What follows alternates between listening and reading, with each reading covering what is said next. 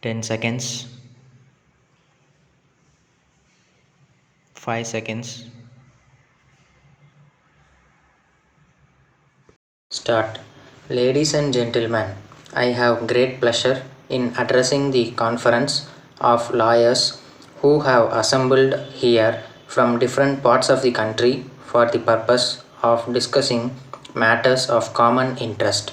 At the outset, I may tell you that when my good friend and the secretary of your association met me and requested that I should take part in this conference and speak to you, I readily accepted the invitation because I thought it would give me an opportunity to meet my colleagues and also the young men and women in the profession.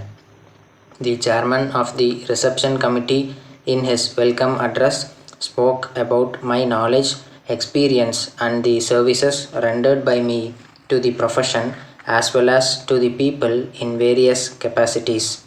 I thank him sincerely for the very kind words he spoke about me. During the last more than 40 years, I had traveled throughout the country, both professional work and also to participate in a number of functions, and I had occasion to move with persons belonging to different walks of life.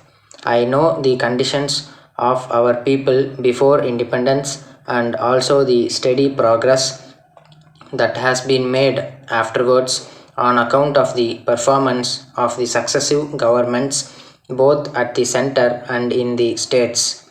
On this occasion, I remember with gratitude the great sacrifices made by our leaders for the liberation of our country from foreign domination and pay my humble respects to those great men and women because I feel that the tremendous developments that had taken place in our country would not have been possible but for their sacrifices. In this connection, I would like to tell you with a sense of pride that persons belonging to our profession took a leading part in the freedom movement, and it will not be an exaggeration if I say that they were in large numbers when compared to those in other walks of life. That was because in those days lawyers were in front of the freedom struggle and took upon themselves and responsibility of shaping of public opinion against the foreign rule and by uniting the people irrespective of caste, creed, language or religion for a common purpose. They addressed large gatherings of men and women in several parts of the country and impressed on them that Swaraj was their birthright. We know that on account of their activities of this nature, they had to undergo a lot of sufferings under the British rule. The reason for mentioning all these things here is that we are privileged to belong to do the same profession can really feel proud about them and at the same time dedicate ourselves to play our part at the present moment in such a way as to inspire the future generation. I hope you will not misunderstand me if I mention that when compared to the days prior to independence, the number of lawyers taking part in politics in recent years is not appreciable. I am drawing your attention to this aspect in order that you may think about it all seriousness. It is my wish that in the years to come, lawyers should take an active part in politics in large numbers.